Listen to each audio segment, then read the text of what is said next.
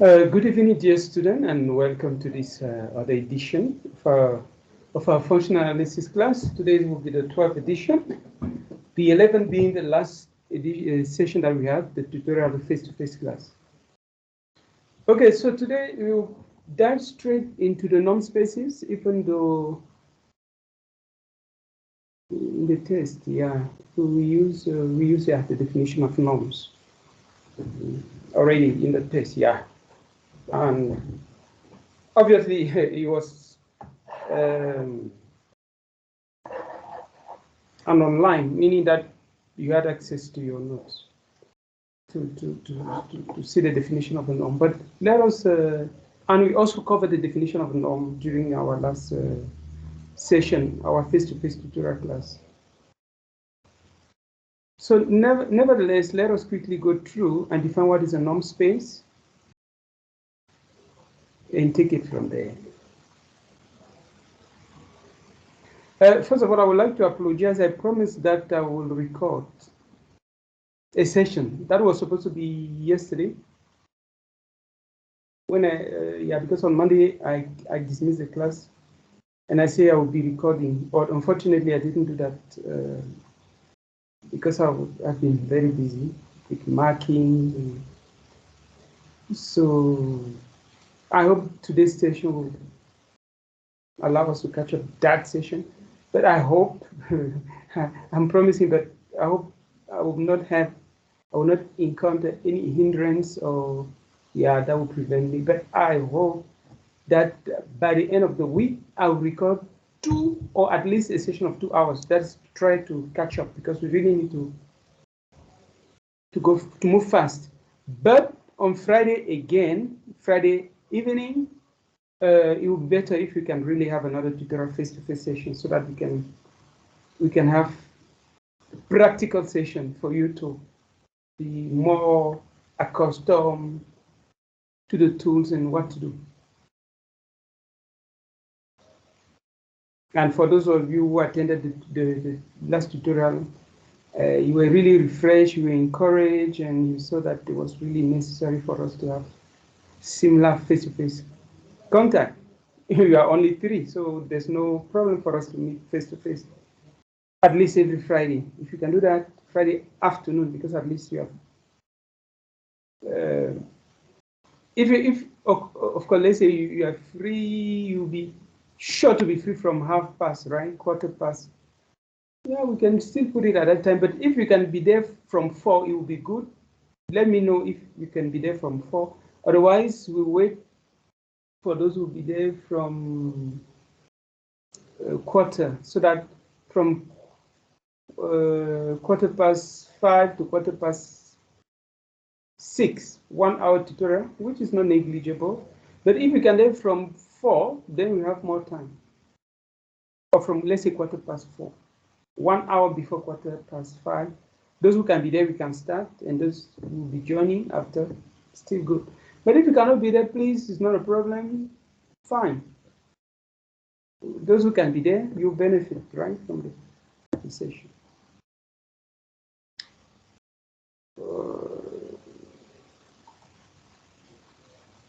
Okay, so norm spaces, the definition of a norm.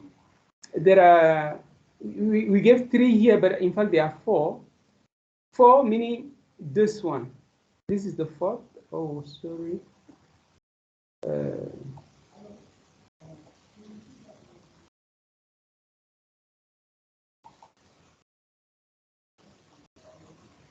This condition that the norm takes a value here, they are positive. The norm is positive. That is greater than or equal to 0. N of any x. For any x here is a vector space. So x here is a vector. I mean, lowercase, capital is a linear space of vector space. So lowercase x is a vector. So compute the number of vector. So for any x there, nx is positive. That's why we say the range is in R plus. Okay, so even though it's not listed here, when you are asked to prove that something is a norm, you start from that condition to show that the range is there. So it is a condition That is supposed to be here. But if you already say it's defined from this to that, you have to make sure that the range is contained here. So that is this condition. So don't just start with this 3 without proving that. If you don't prove this, it means that you are not shown that the range is in R plus. So that is it. So you have a total of 4, this and this 3. So this is definite positive or positive definite. No, sorry. This is definite, this one. This is definite, and this is positive. It's positive, and this is definite. That is the norm is 0 if and only if x is 0. And this one, we say that it is, we call this, this one we can say that the norm is homogeneous of degree 1, right? Homogeneous of degree 1 means something is homogeneous of a certain degree. Let's say homogeneous of degree alpha means F homogeneous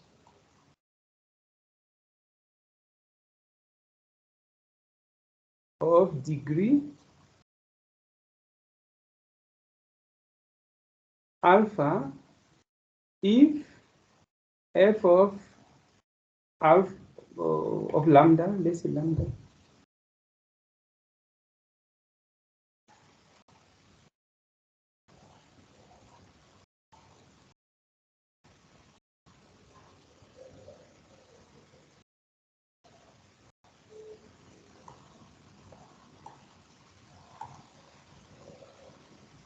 F of, let's say, lambda x is equal to lambda to the alpha f of x. That's what it means of that degree, of degree alpha.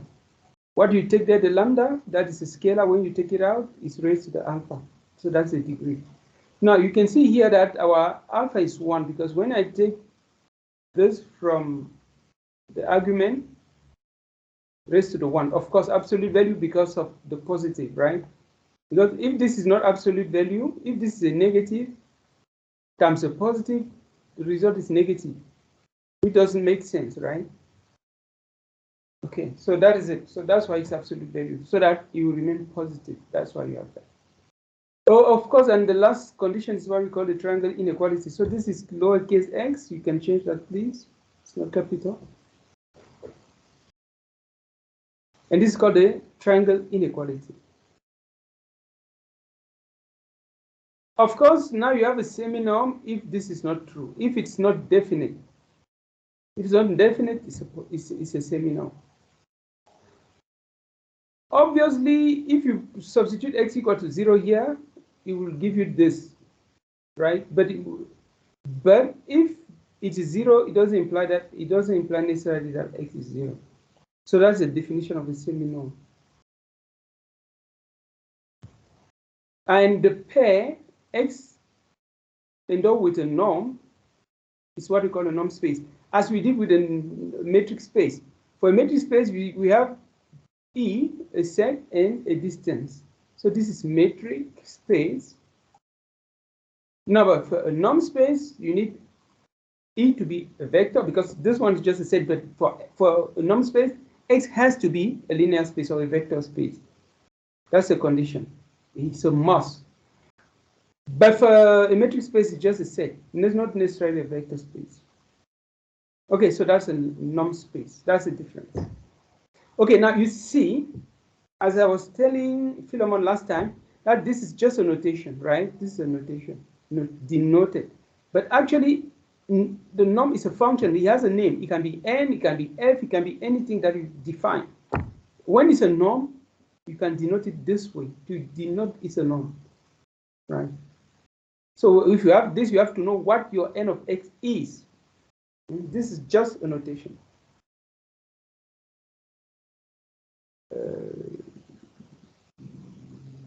Okay. And for the remark here, a norm generalizes the classical notion of modulus, like in complex number, or length of a vector. The length. So when you say norm of something, it's the length. The norm, the length. It generalizes that. And that is for what? Of a vector. So you have to be in a vector space. Whereas for the distance, you need 2 distinct points to measure the distance. But for the norm, it's a norm of a vector. So you have a vector, and then you measure its length. That is the norm.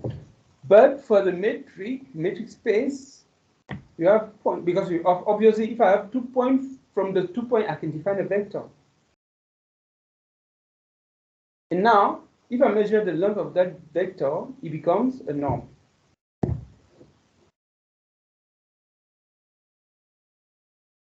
So in other words, from a norm, I can define a distance. If I have a norm, like in this case, I can define the distance, right? And what will be the distance? It will be the distance between 2 points, or between 2 vectors, if you want, because now the vector becomes like point. Let me quickly mention it here. If I have a norm here, I can define a distance.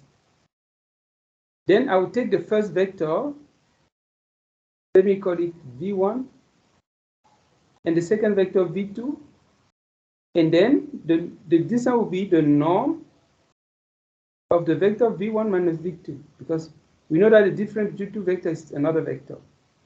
So now if I compute the norm of this difference, it gives me the distance from vector V1 to vector V2. So that is how from a norm you have a distance. So if I have a norm, I can define a distance from that norm. But if I have a distance, I'm not sure that from the distance I can define a norm. That one I'm not sure. But there are cases where the norm that you have comes from a distance. Like in this case, if I have a norm and I define a distance from that norm, obviously there's a way for me to recover this norm if I know the distance. We'll see that later on. So please, this concept has, I want this concept to be clear. If I have a distance, there might not be an underlying norm. In other words, that distance does not necessarily comes from or does not derive necessarily from a norm. Like in this case, if I define like this distance derives from this norm.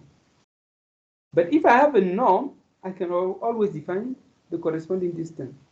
So, but the converse is not always true. We'll come back to that. Okay, obviously, from numerical method 1, we define norms, what we call the P norms of vectors. So that was in Rn. So in Rn, you know already these norms, right? So you can show that these 4 definitions, this one and these 3 others, are satisfied. So we can show that those are satisfied for these norms. You can show it. And I encourage you to do that, right? I encourage you to do it.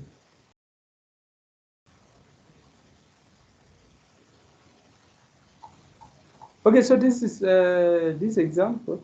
Obviously, the first example here, I even skipped that one, is the case where you take your x to be r. We know that the absolute value in r is a norm. I mean, it's a semi-norm. It's a semi-norm here in this particular case.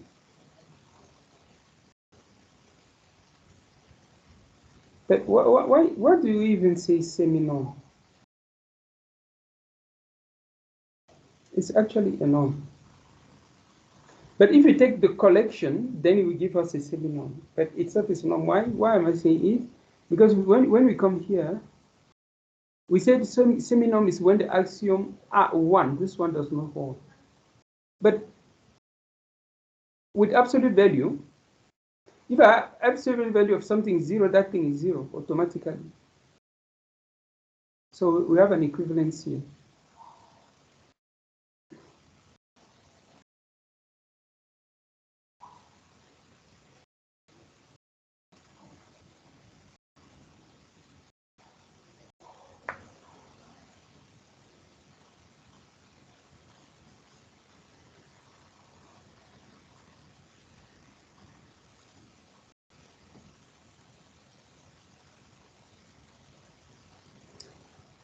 And this one, for this one, it is obvious that this is a seminorm. This one, the first one is a seminorm, yes, but here the second one is not true. This one, I'm talking about this one. For this second one,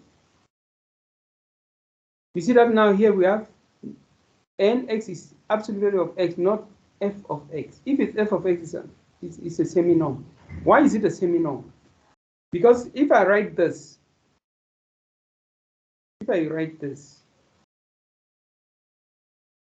if I say nx equal to 0, this is equivalent to absolute value of f of x is 0,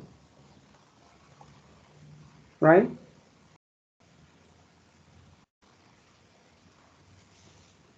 And this is equivalent to f of x is 0. But it doesn't imply, or it's not equivalent of x is 0, because we need this x, the argument to be 0. But here, it's not necessarily true. Because if f of x is x plus 1, this will never, x will never be 0. This is a good explanation. But for the second one, it's a norm. Oh, okay, it's even written here. The seminorm nx is a norm. Okay, that's even good. This is a norm. But the seminorm is when you have f of x here. Then it's a seminorm. So the confusion is clear. Okay. The last example is when x is there, L infinity. Right? L infinity, what is L infinity? If you go back to the definition, I skipped that. L infinity, oh, okay, it's here. Previous section, of course, section, previous section, that is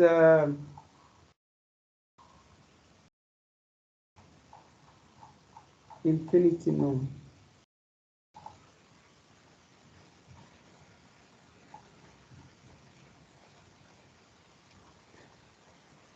Infinity norm, okay, let me quickly check that so that we don't get confused. Let me look at that.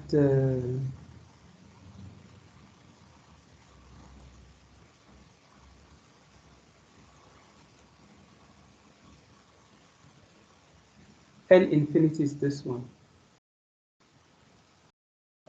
It's this one. Okay. So this is what we mentioned by previous section is this one. When we are giving these examples here, or separable, when we give definition of separable matrix space. Example, of course you have the L2 here. So when it's 2, it is similar to the two norms, as in like in Rn that we know. But the difference now is that we are dealing with, when you see those L, it means that we are dealing with infinite series. No, when you say infinite series, it's like, we have a sequence, right? A sequence, infinite sequence. Yeah, it's a sequence. You can see this is a sequence. 1, 2, 3, up to infinity. So it's a sequence.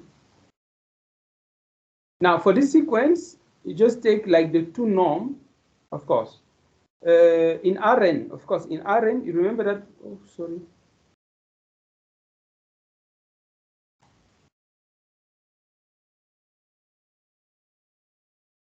So if you want to use R example with R2, no, anyway.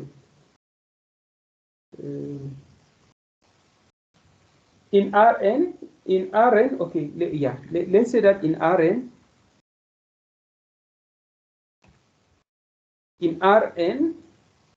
this x is x1 up to xn.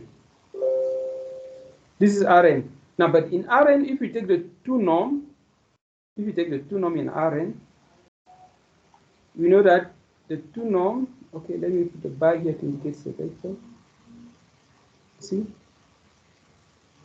It will be similar to what is written here. The two norm, we have the sum. Now our R here will start from 1 to n. to n square, and then we take the square root. You see, it's similar to this one. But the difference is that now, instead of having n terms, you have an infinite term. So we take the limit n going to infinity. So we have infinity here. And it has to be finite because now we are dealing with a series. When we take infinite number sequence like that, then it has to be finite. So if we take the limit when n goes to infinity, and if it is finite like this, we say that we are in L2. So to understand L2, think about Rn with the 2 norm, and then you take your n to infinity, right? So if I take Rn,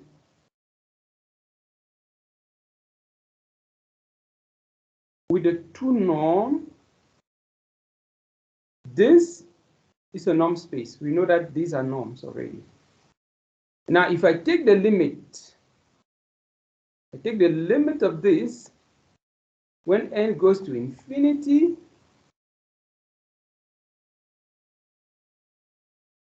and we assume that that series is finite. Of course, that is the norm is finite, right? Then this will give us L2. This is the best way to understand L2 or L infinity. L2, L infinity, think about this. L infinity. Now for L infinity, we just take the sup, right? The supremum. It's exactly similar. Rn with the supremum, sup. Now you take the number of terms, n to infinity. So that is it. So if we take similarly, if we take Rn with the infinity norm like this, and we take the limit when n goes to infinity, this gives us L infinity. So please understand it that way. That is, I'll call it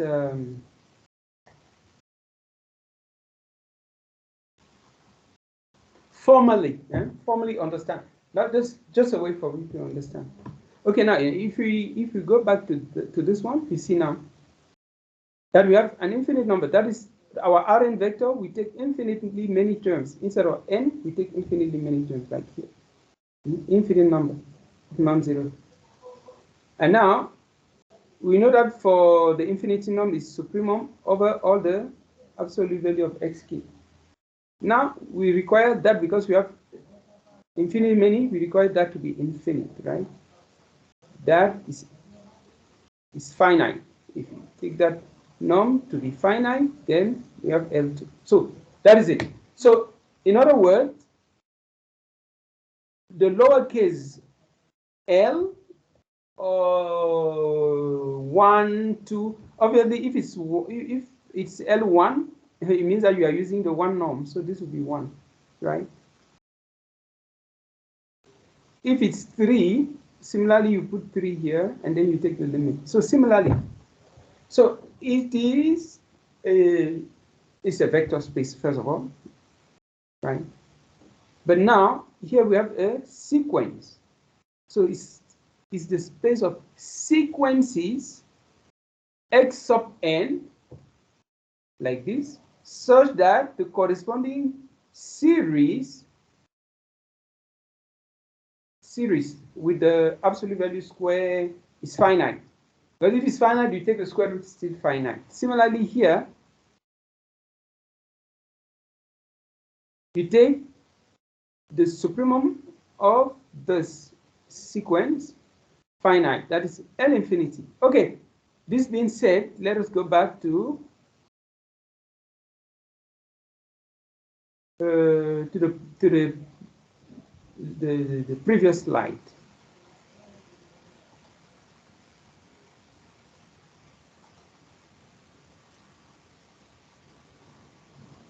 Okay, so coming back then to L infinity, lowercase l. Because remember, capital L stands for Lebesgue. I hope now you understand why we did the Lebesgue integral. We'll be talking about that. Don't worry. Don't worry. back to the Lebesgue. Maybe we'll not go too much into the theory, but at least you already have an idea of what is a Lebesgue, LP. L with a capital L, capital like this. Because if you recall with Lebesgue, we had calligraphic L like this, which is also the same as L1 like that, L or L1, Lebesgue integrable. Now, if we take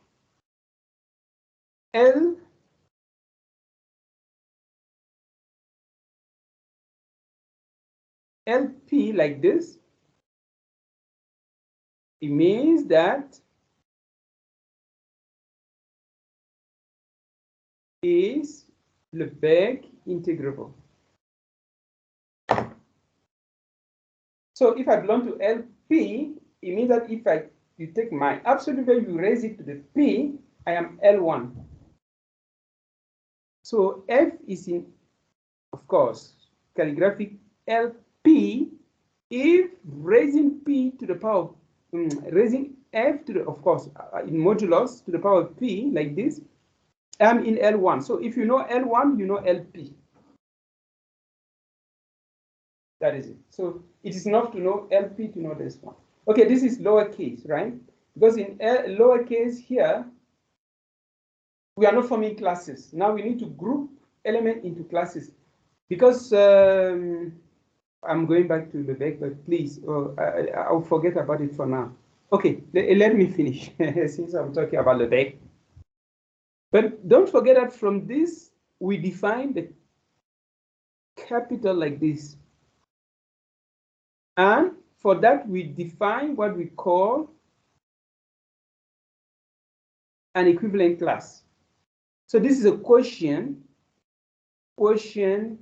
space. This one. And elements here are equivalent classes. So when I say that a function is here, in fact, that function is a class. A class is a set. Okay, I will leave it for now. I will leave it here for now. Maybe we'll come back. This is just for your understanding. I don't need to say all these things, but anyway, let us leave it there. Okay, now we continue with this. L infinity. We know already that this is how we define the supremum of the absolute value of the sequence, all the terms of the sequence. Goes to infinity, from 1 to infinity. That's the norm. Okay, it is a norm. This is a norm. This is an example of a norm because we are talking about example. Now, LP, of course, we put P here, we can put it at the top. This is just a notation. You see that here we put infinity on top. Here we put it below, right? But this P actually is on top, right? If you see below or on top is the same thing, provided you see lowest case here. Okay, you see now that this is exactly what I said. Just think about your P norm in Rn. You just take n to infinity. So you have something like this. Now you can take the pth root of this one. That is this one, the pth root. Gives you the LP norm. It's a norm, right? These are just examples of norm. Now, if you take the set of continuous function from the interval AB to infinity to R, function defined from the closed interval AB to infinity to R, sorry, from that to R, meaning that it takes the value. We call it real value. It's real value. That is, the values are real numbers. So now here we define as the max, right? You see, you take the max for the infinity norm, right? Max or supremum. Of course, max or sub is obviously max is generally when you can count the number. You have discrete, and then you take the maximum. Whereas supremum is when you have a continuum. Take the supremum. When it's a max, you can count. They're countable, finite. Then you take the maximum of that. You see, so the supremum max.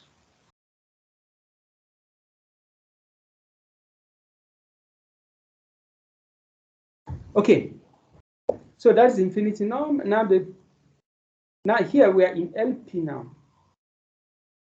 Here we are in LP. This one, LP. You see that if this is integrable, meaning that if this is Lebesgue integrable, so this one is now LP. This is LP. So an element that f, a continuous function that satisfies this, for which this norm is finite, is in LP. Obviously, for continuous function, this is a continuous function, but among the continuous function, you see that this now, with this one, we see that f is in LP, like that. So this means that LP is a subset because this is larger. Right? This one is bigger. Among the continuous function, you have those that will satisfy this. Right?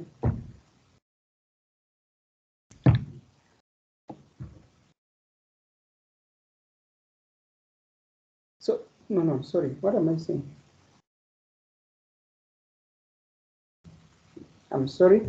So this one, continuous functions are a subset of this because this one is larger. So with this one, CAB is contained in LP. So LP is something like this. It's very vast, and your C is somewhere here. Set of continuous functions. So we have many LP that are not continuous, but any continuous is LP. So this is LP. If I'm continuous, I'm in LP, but if I'm here, I am LP, but I'm not continuous. You can construct an example for yourself, and you will see. Okay, other example of, okay, Lipschitz continuous function. This, we take all Lipschitz continuous function. We know that if I'm Lipschitz continuous, I have a constant of the Lipschitz constant. But we take all possible constants, take all of them. This is the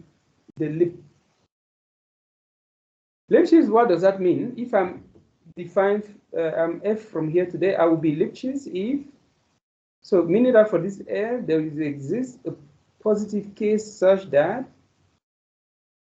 if I take, I'm here, if I take f of x,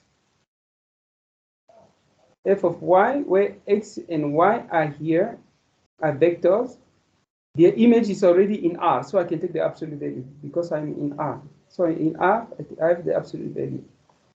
This is less than or equal to that k, the constant, the Lipschitz constant, times, now here is the vector, so I have a norm there.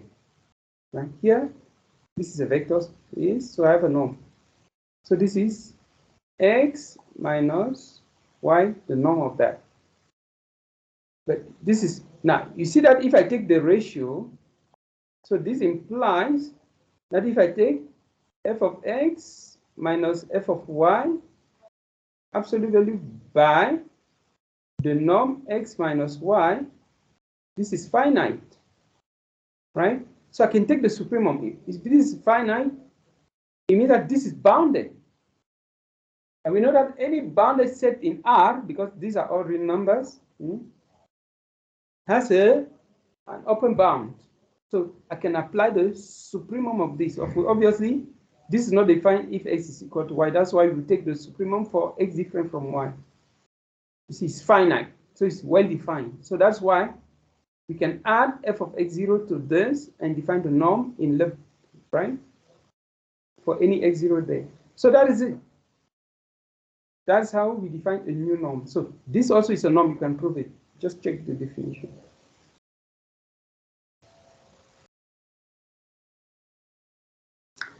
Okay.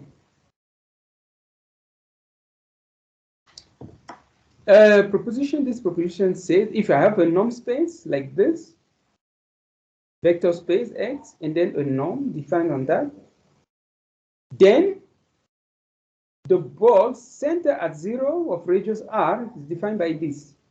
We are told that it is convex and symmetric set. It's convex and symmetric. What does convex mean?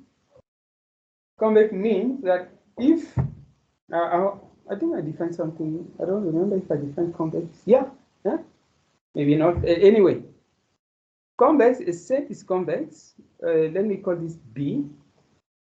B, which is that? B convex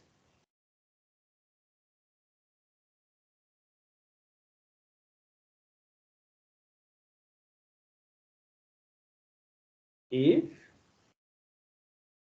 for any two element x, y in B, if I take tx plus 1 minus t, y is still in B for any t in the closed interval 0, 1.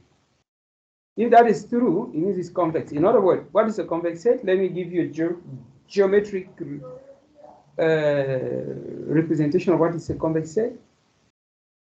If I take a triangle, the triangle is a convex set. If I take any two arbitrary, if I take a point here, another point there, you see that if I connect by a straight line, anything on that straight line is still inside. Because this is what, this one will be the line joining or the segment joining x, y. So if I take any 2 points there, the segment joining should remain in the set. That's what it means to be convex.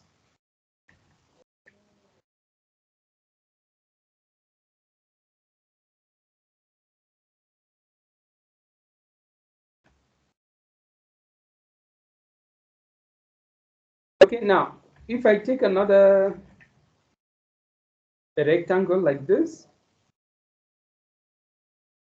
it's also convex. If you take at any corner, wherever you take it, provided it's there, it belongs to the rectangle, can be at the border or inside. You can always join any points there.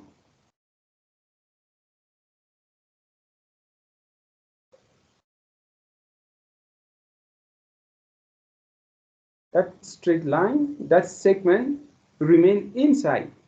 So that's a convex set. A star is not a convex set. If I have a star like this,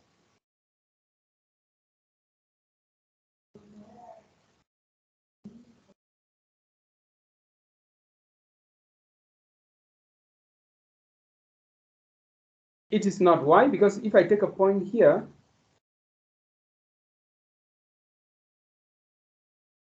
I take a point here. If I take a point here and there, okay, let me magnify this.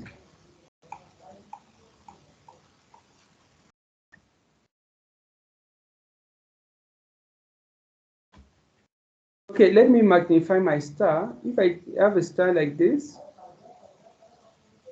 if I take a point here and another there, you agree with me that if I join with a straight line, that straight line will go out, right?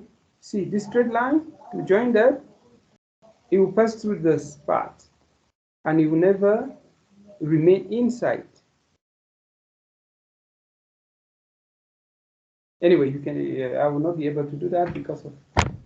So it is not. So even if I have something that is still a star, you remember that. Oh, sorry. The star, if you look at the leg of the star, if I can call it leg, you have something like this. You see that if I take a point here and another one here, and I join, this part is not there. It's no longer inside the star. So those are the things. That's just for you to understand what it means to be convex, right? Bear that in mind. It's enough, right? So that is it. So we need to show that this is true for this, for B. Is it convex? Yes. Okay, what I will do, instead of messing, it's too messy, I will use, okay, we want to show that this is convex and symmetric in X. Okay, so let us open a new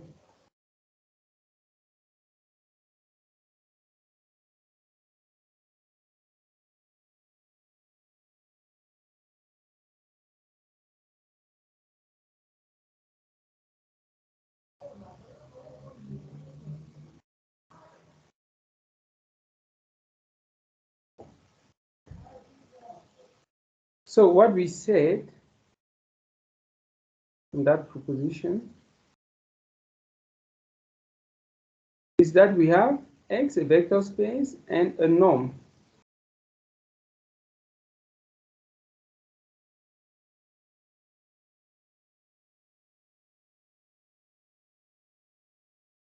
So we want to show that B, which is the closed ball center at 0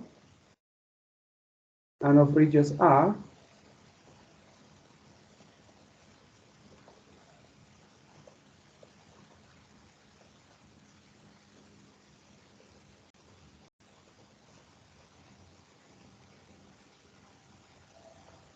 so we say it's convex,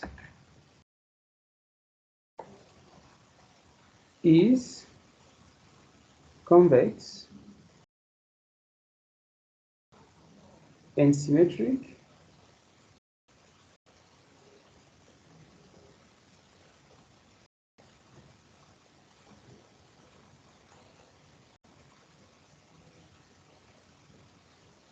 Now, for convexity, we take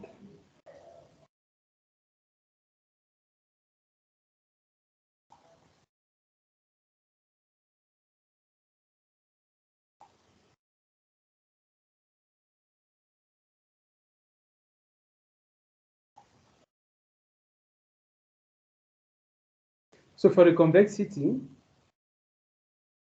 we say it should be true for any t. So we fix t in the closed interval 0, 1. So we fix it, right?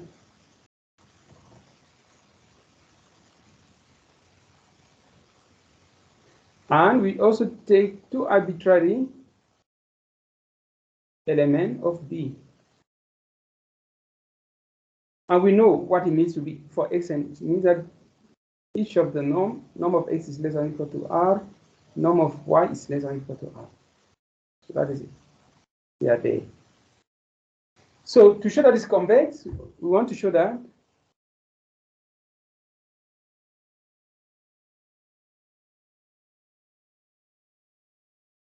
Tx plus 1 minus Ty is also in B.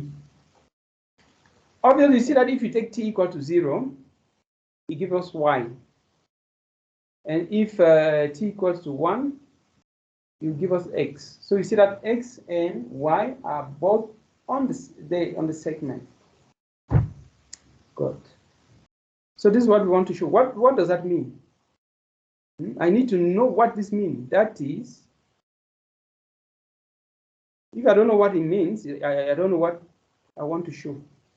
So to show that this is there, what does it mean? That is, we want to show that something, this is there if it's norm. The norm of this is, if you call this Z, right? Z equal to this combination. We want to show that Z is there. That's norm of Z is less than or equal to 1. That is norm of Tx plus 1 minus Ty is less than or equal to R. So if I show this, I'm done. Good.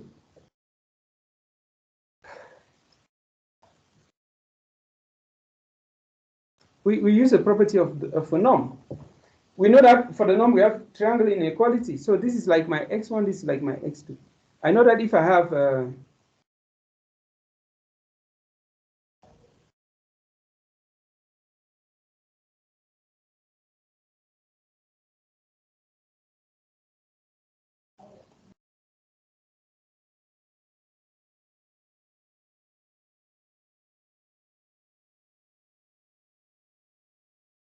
right? Where Tx is what I call x1, and then c minus 1 minus c into y is what I call y1. I'm just writing this for you to see that I'm applying the triangle inequality, right? Because it's a norm. Okay, because this is a norm. This is a norm. So norm of z, which is this one, because this is what I want to show.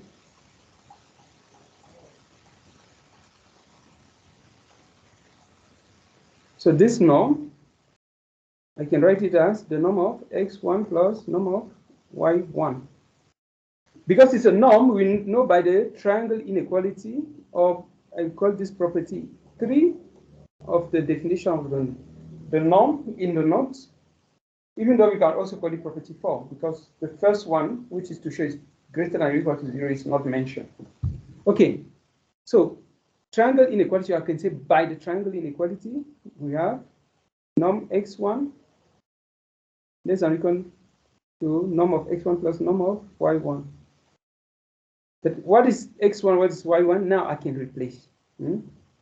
Now I can replace, I know that x1 is tx, so that is, I replace this. Or I can say equal here. Anyway, it doesn't matter.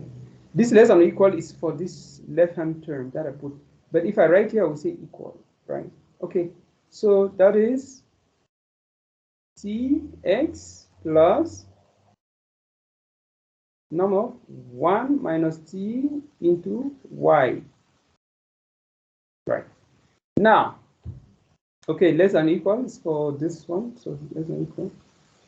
Now we know that the second property, if I have a constant multiple, I get it out, it will become absolute value.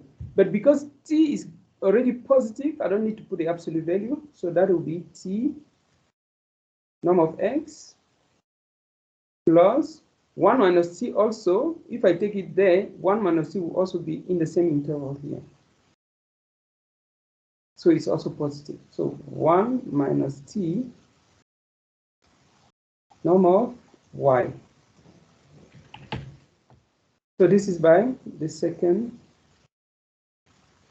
And this is positive, this is positive. So absolute value, I remove the absolute value, then I get this. Okay. Now, this is less than or equal now. So still, we have less than or equal. This is less than or equal to R, because they are both in B. So the norm of each one is less than or equal to R. So norm of X is less than or equal to R, and norm of Y is less than or equal to R, because they are both in B. So this will be TR plus 1 minus TR. But if I expand this, you see that negative TR plus CR will cancel out. I will be left with R. So this is less than or equal to R. So I have that this is less than or equal to R.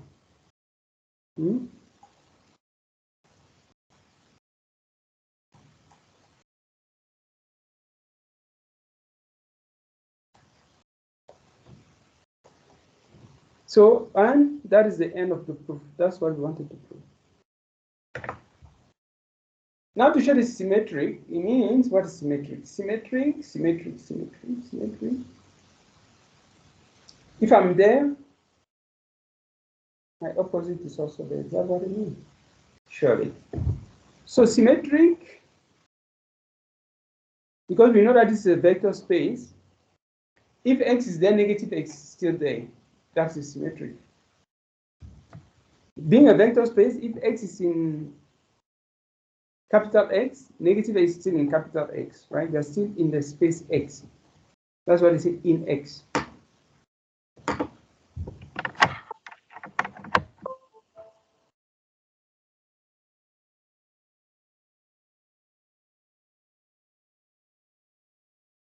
So to show that this is symmetric, so if I take this in B,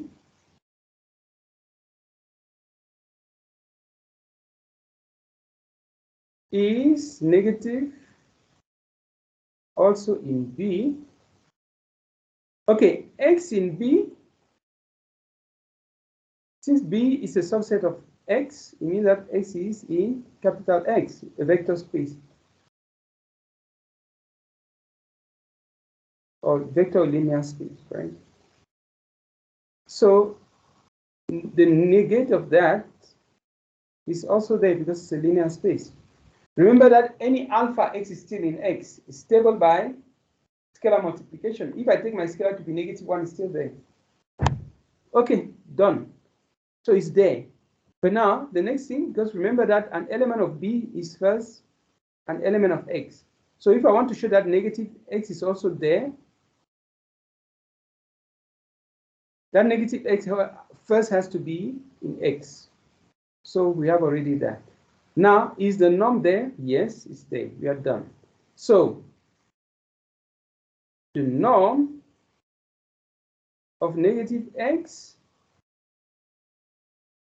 is the absolute value of -1, because I take this -1, this is my lambda that I take out.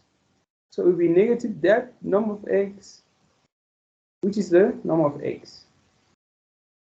You see that X, negative X and X have the same norm, but X already being here, less than or equal to R. And I'm done. Because this means that negative X is in B. Yes, it is.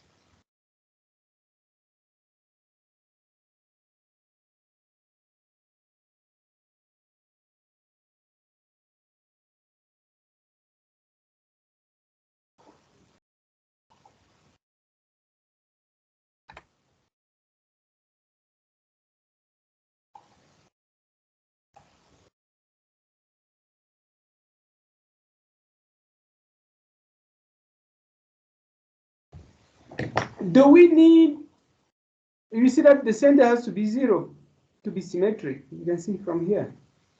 To be symmetric, I need my center to be 0, because if the center is not 0, it will not be true, right? If I take a center different from 0, it becomes wrong. Let's say the center is 1. That's no longer true, right? See, if I define B, R, let's say 1.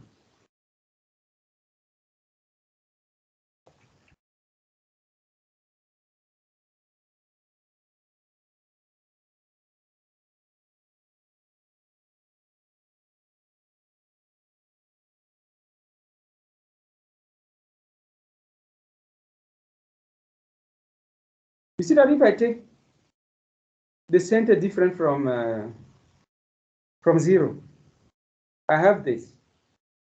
Obviously, the negative is there, huh? Negative X.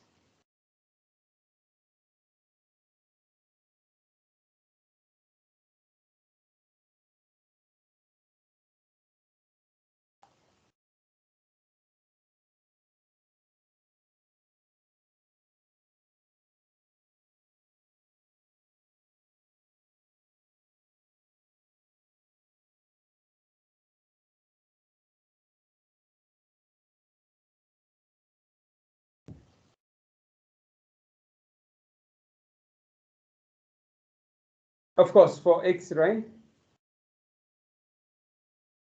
For X here is negate there, or it's opposite, right? This is it there? It is in X already. We know that, right? Now, if I do norm of negative X minus 1, because for negative X to be there, it means that I take negative X minus 1, the norm of that. So this is like my Y. Y, this is Y equal to negative X. Is Y there? It means that if I take Y minus 1, right? And Y being negative X, I then take negative X minus 1. Is it less than or equal to 1? So now this is the same as norm of X plus 1. Because I take a factor by -1, take it out, absolute value, give negative. Is this less or equal to 1? I cannot conclude. Is it less than or equal to 1? I don't know. I only know that it's x minus 1 that's less than or equal to 1. But x plus 1, I don't know. I don't know. I cannot say anything about it. I can't. Right? Is this less than or equal to 1? I don't know.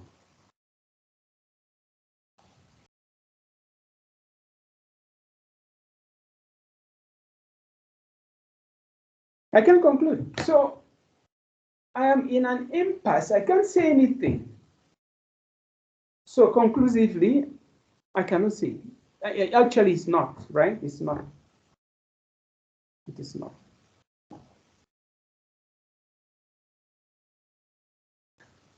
Okay, now, this is just a norm. Now, I need to define the actual norm to see whether that's true. Okay, now, if I take an arbitrary norm, let's say, if I'm in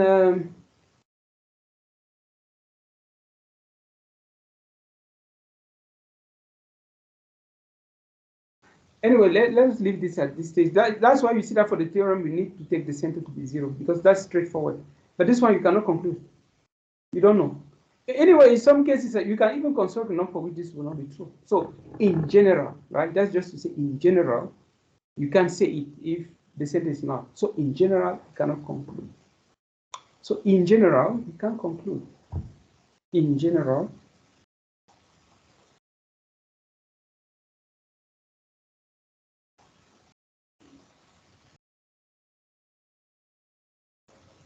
you can conclude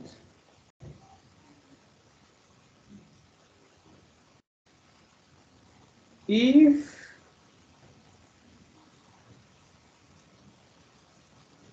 B R x0 is symmetric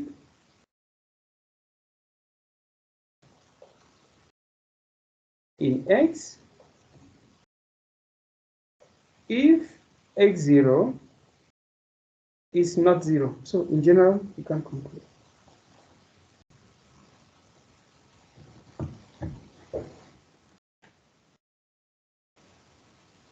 Okay, so this was for our proposition.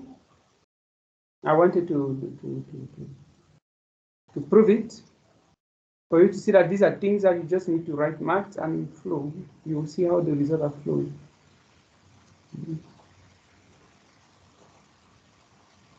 Okay, now back to the note. I can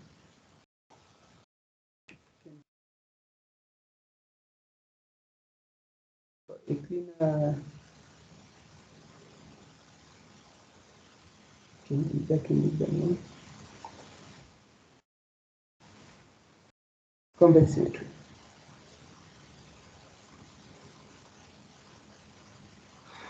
Okay, now the following theorem, these two theorems, particularly these two, so that I've important in terms of the components of the unit ball. Unit ball. When you say unit ball, remember, it means center at 0.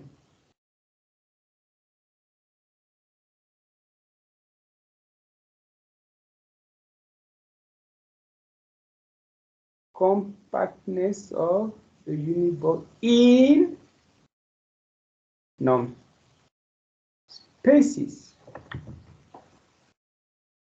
Norm spaces.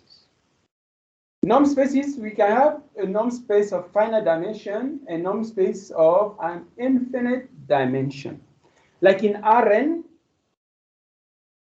with the, we know that in Rn we have our P norms, right? In Rn.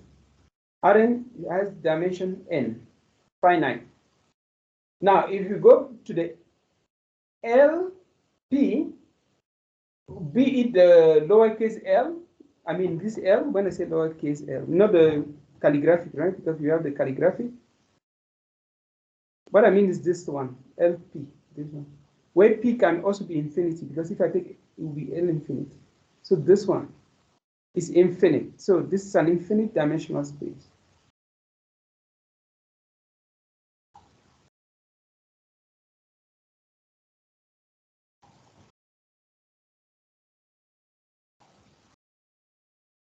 So this is an infinite dimensional space.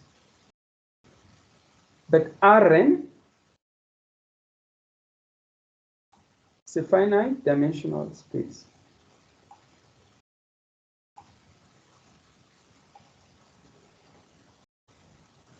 Okay.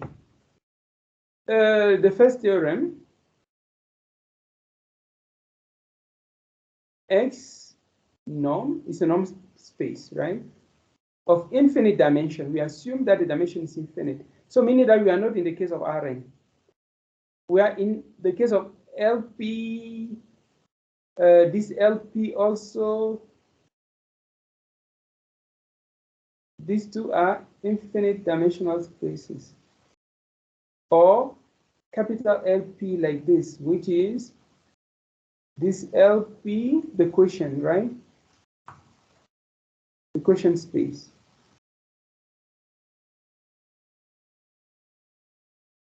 Like this.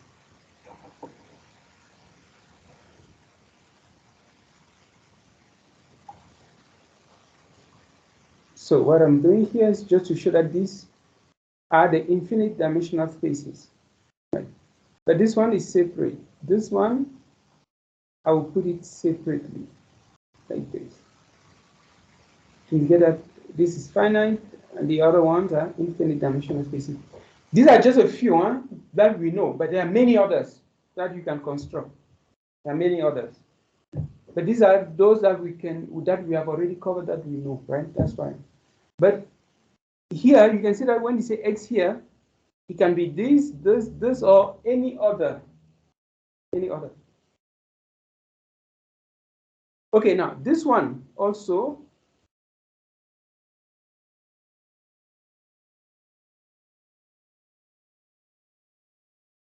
The set of continuous function is infinite dimensional space.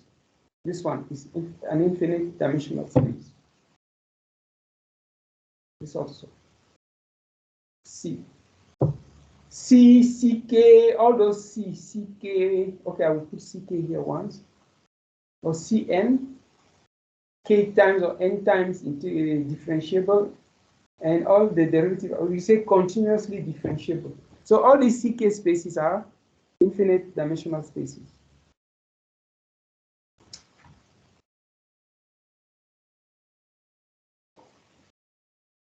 Okay, so we are in the case where the space has infinite dimension.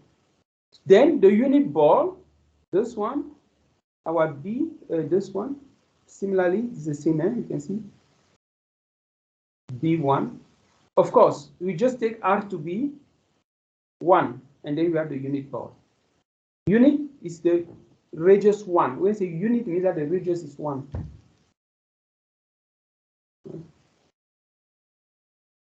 We know that this is convex. If you take the radius to be 1, it's still convex, right? It's still convex. Now we are told that it is not compact. It's not compact. Whereas if we are in Rn, we know that in Rn, something is compact if it is closed and bounded. We know already that all this ball, any ball is bounded. Something is bounded if you can enclose it in a ball. So if it's a ball, it's already bounded. You just increase its radius by 1, or by a value epsilon that's greater than 0, it will be contained there. Okay, so the unit ball in Rn is compact. It's a fact because it's closed, it's bounded. In Rn, we know that in Rn, which is a metric space, right? In a metric space, or in R, we know that in R or in Rn, a set is compact if and only if it is closed and bounded. The unit ball in Rn or in a finite dimensional space is compact, but here in an infinite dimensional space, it is not compact. Good. Now, that is for the characterization of following theorem. The following theorem is an important statement about compactness of the unit ball in norm spaces. So, in norm spaces, if the space has an infinite dimension, the unit ball is not compact. So that is about the compactness. It is not compact. But if the dimension is finite, then the unit ball will be compact, right? Yeah. The closed unit ball is compact. Closed unit ball. Closed unit ball. We say closed. Why? Because it's closed. The unit ball, of course, when we say unit ball, we can have the open unit ball, right? But the ball we are talking about is closed, because when we say closed, it's less than or equal. You have to have the equal, less than or equal. That is, you take into account the boundary, all the elements. But when it's open, you exclude the element on the boundary. So the closed unit ball is compact when the space is a finite dimensional space, right? Or every closed bounded set is compact. Closed bounded set is compact. And this is what we call the Ries theorem, Frederick Ries theorem. It allows you to characterize a finite dimensional space. So if a space is finite dimensional, every closed bounded set is compact. The closed unit ball is compact. But when you are in an infinite dimensional space, this is no longer true. So meaning that if you are in lowercase LP, in calligraphic LP, capital LP, or in CKAB or whatsoever is there, the unit ball is not compact. Why? Because we are in infinite dimensional spaces. Very good to bear in mind and remember. These two theorems are fundamental for the rest of this course, because in functional analysis, we are dealing mainly with infinite dimensional spaces. In real analysis, you deal with finite dimensional spaces like R, Rn, finite dimensional spaces. And in finite dimensional spaces, you have all these results. But in functional analysis, we go further. We are dealing with more advanced or more generalized spaces. We don't have compactness of the unit ball. The closed unit ball, the unit ball, closed unit ball.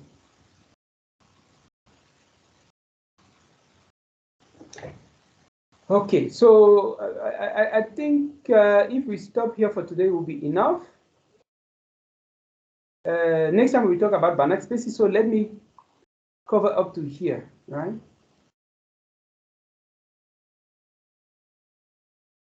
Okay, just a few things to mention. Metric and norm. So you recall that I said, if I have a norm, from the norm I can define a metric.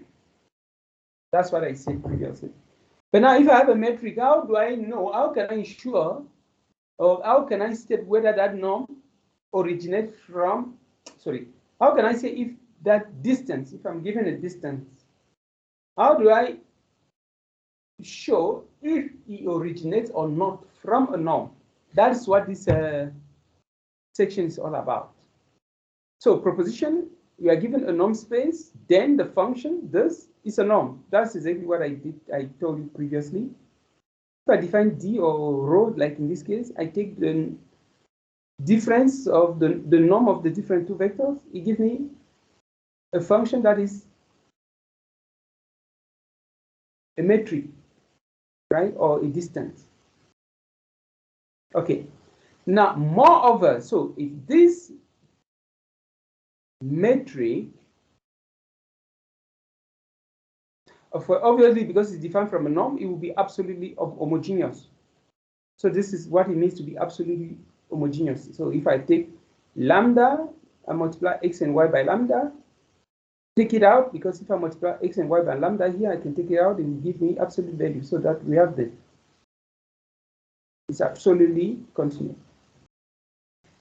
And also invariant by translation. You see that if I add z to x and y, obviously will cancel out here, right? We recover it, right? Why? Because if I add z to x, z to y, when I will expand the negative, plus z minus z will cancel out. It gives us this, which is still rho xy. So it is invariant. So that's how I can detect whether a norm comes from a distance originates from a norm. If a distance originates from a norm, these two conditions will be satisfied. It will be absolutely homogeneous and it will be translation invariant or invariant by translation. So that's how I know it. If this is not true, then it does not originate from a norm. Proposition. Another proposition. A metric space, PD, is defined by a norm like this. You can see that now we are replacing, it's as if we are using the same, but we define, with that row now we call it D. If and only if, that is exactly what I was saying.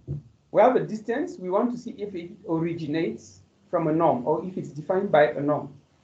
If and only if D is absolutely homogeneous and invariant by translation.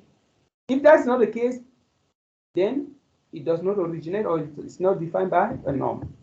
So that's the best way you can. Okay, now, if that's the case, how do I recover the norm? You see that if I want to get the norm of x here, I just put y equals to 0. Then I get the norm of x. So that's what we use here to recover the norm. Right? Show that if a distance d is absolutely homogeneous and invariant by translation, then nx defined by this is a norm. That's the same way you recover the norm. Take the distance x0, whatever you get is the norm. Okay, now the definition of equivalent norm. If I'm given two norms, 1 and 2,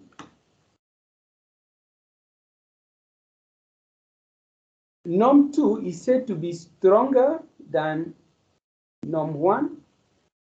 I say norm 1, not the one norm, to make it different. That's just to make the difference that this is the first norm, that's the second norm. So the 1 and 2 here is not the one norm or the two norm that you know for vector. No, this is just to say I have two different norms. I identify the first one by 1 to say this is the first, and the other one is the second norm. That's just an identifier, right? 1 and 2 are identifiers, just to identify. So the stronger norm, that is 2, you can see, you can put a constant here or there and say that it's greater. If there exists a constant, a positive constant C, such that the first norm of x is less than a constant C times the second norm of x. So if that is the case, we say that norm 2 is stronger.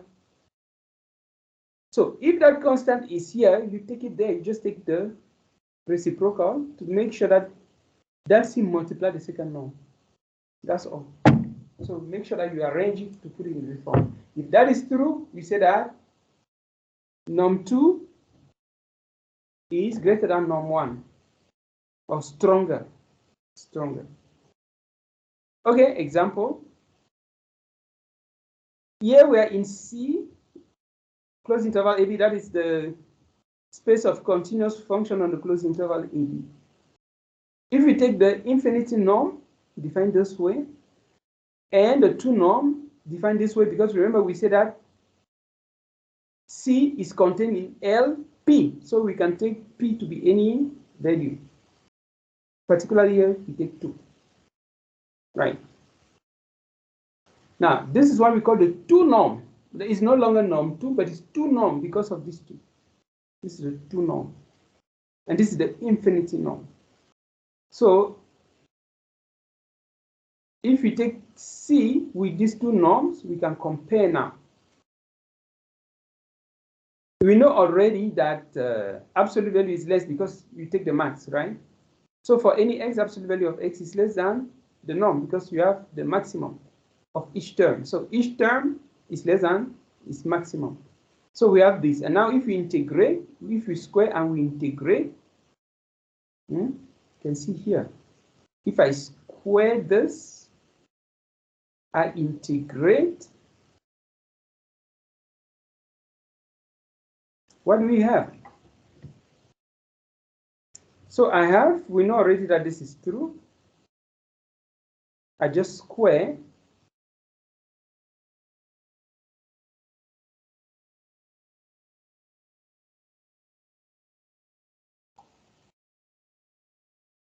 And then I integrate from A to B. So now if I integrate from A to B, dx, I also integrate this from A to B, dx. I still have this inequality, right? But this one, you see that this does not depend on x, right?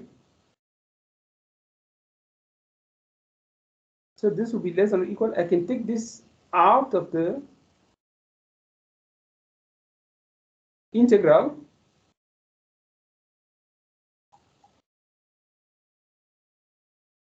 Then I'm left with the integral from A to B dx, which is the measure or the distance of b minus a, right? This is b minus a. So this is times b minus a. So this is b minus a. Now, if I take the square root now on both sides, if I take the square root here, I get the 2 norm.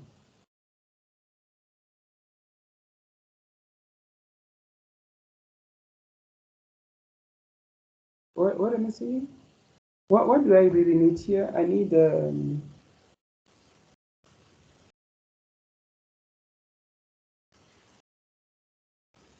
okay, at this stage I don't really need the, if I want to compare with the infinity, oh, I already have the infinity norm. That's good, it's there already. Okay, fine. So now I just integrate. I take the square root. If I take the square root on both sides, so this implies, so if I take this will be the 2 norm, right? If I take the square root. And then I take the square root here also. If I take the square root here, it gives me the infinity norm. Now it will be square root of b minus e. You see. So that's what we have. And this is our c.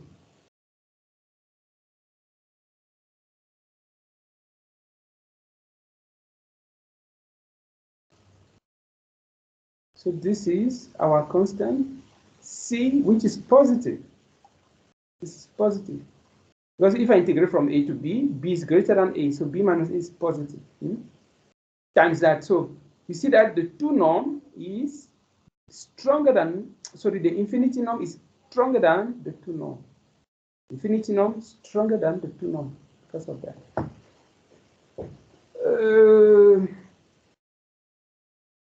Okay, this remark is very important. Let us look at the remark. Let us read that together and we will stop. A stronger norm provides a stronger topology. When you say stronger topology, it means that you have more open sets, right? You have more open sets than the other one. In other words, you contain all its open sets and you have extra. That's to be stronger. If norm 2 is stronger than norm 1 on E, then the convergence of a sequence in norm 2 implies convergence in norm 1. But the converse is not true. This is important. See, if I take, we saw that this is stronger. You see that if this converges, let's say I take a sequence there, I put minus L, I put a sequence there minus L, where L is the limit. You see that if it converges here in the infinity norm, it means that this will go to 0, or this will be less than epsilon. You see that it implies automatically this also will go to 0 or is less than epsilon. So if I converge it in infinity norm, I also converge in the 2 norm. In this case, because we saw that this is stronger. So if I converge with the stronger, I will converge also with the weaker norm. Okay, but I can converge with the weaker norm without converging with the stronger. That's why I say the converse is not true. Okay, the second remark, if F is dense in the stronger norm, so to say norm 2 is stronger than norm 1. So if F is dense in norm 2, this will imply that it's also dense in norm 1. The converse is not also true in general. All right. So for this second case, you can also look at the definition of density. You see that we have the result. And finally, the last thing we will do here is to define actually what it means for norm to be equivalent, because what we define above is stronger norm, not we define what it means to be stronger, not what it means to be for the norm to be equivalent. Now, equivalent means that I'm stronger than you and you are stronger than me. That's what it means to be equivalent. We cannot say that they are equal. We just say that they are equivalent, right? I'm stronger than you and you are stronger than me. So when they're equivalent, I can use either of the norm for convergence, density, whatsoever. So whatever is true for my norm, it will be true for your norm because we are equivalent. Better to understand it that way.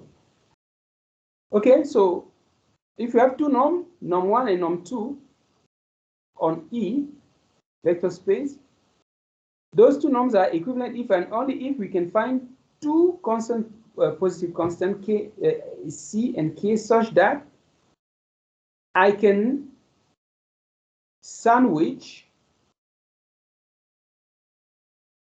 one by the others, right? What we are writing here for norm 1, we can change. We can put norm 2 here, norm 1 and norm 2 there. It's equivalent. It will be the same. Why can I say? Why do I say I can change? If you just look at this definition,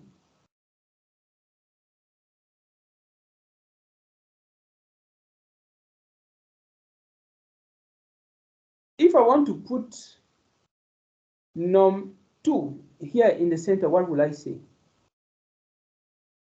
This second inequality, how does the second inequality read? Second inequality here says that x norm 1 is less than or equal to k norm 2. That's the second inequality. This second inequality. That's what I have here. But I say that I can put also x2 here, second norm in the middle. Now, if I look at the first one, what does the first one tell me? The second one, this one tells me that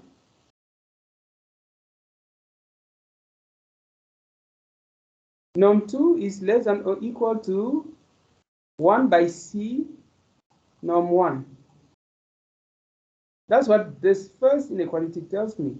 I just divide by C. I have this less than that. Now you see, if I multiply this by K, like this, I'll have K. So this is less than or equal to K by C norm 1. And now this one, I can relabel this. Maybe I can give it a name.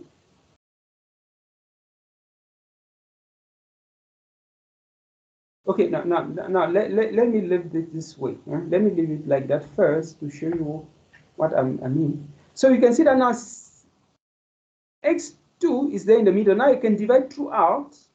If I divide throughout by k, what do I have? This implies that 1 by k norm, the first norm, is less than or equal to norm 2. Less than or equal to what? Because I'm dividing by k, this will 1 by C norm 1. So you see that we still have this same K, but now I have the reciprocal here. You see that in the middle, I don't have any constant multiple. And here, now I have 1 by C. So it's as if I'm taking the reciprocal, right? It's as if I'm taking the reciprocal of this. And then I have that. Now I can relabel this C and I can relabel this K, right? So that's why when you say the definition, it doesn't matter what you put here. So this is just to tell you that when you define equivalent norm, just say that there exists C, K such that this is true. Whatever you put there is not important. It can be num2 in the middle and num1 about, or num1 in the middle and num2 about. So they're equivalent. So that is it. And finally, theorem: if E is a finite dimensional vector space, then all norms are equivalent. So in an finite dimensional space, it doesn't matter which norm you are using because they are all equivalent. So that's why in Rn, you can use any norm. When it comes to numerical method in Rn, you can use any norm because all norms in Rn are equivalent. But in an infinite dimensional space, it's not true. The norm that you use is important. You cannot just use an arbitrary norm because the result that you get with a norm, if you change, you have a different result. And that is a fundamental remark between working with finite dimensional and infinite dimensional spaces. Because in a finite dimensional space, all norms are equivalent, but an infinite dimensional space, that's not the case. The choice of the norm is important. If you change, you have different results. Whereas in a finite dimensional space, since the norms are equivalent, whatever result you get with a norm will be true if you change the norm, because all norms are equivalent. All. So the corollary from this theorem state that if E is a finite dimensional vector space, then there is only one topology induced by the norms on E. Only one topology induced, meaning that you have the same topology. That's what it means. In a finite dimensional space, the topology that will be induced by an arbitrary norm will be the same topology that will be induced by the other norms. There's only one induced topology because of the equivalence of norms. If you take the induced topology, it doesn't matter the norm that you are using because they all induce the same norm. Sorry, the norms induce the same topology, right? Only one. So actually, it means that if you change the norm, the topology that will be induced is the same. That is, the open sets, the closed sets that you'll be using are the same, regardless of the norm that induces that topology.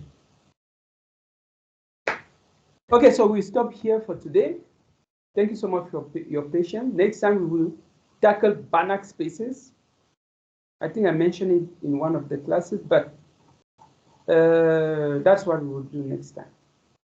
Maybe I will record this tomorrow, maybe on Friday, maybe over the weekend, but by the end of the week, I hope I will not forget.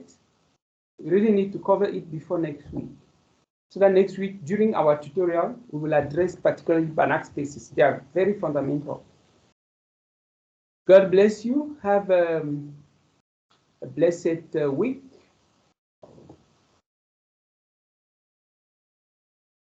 Bye-bye.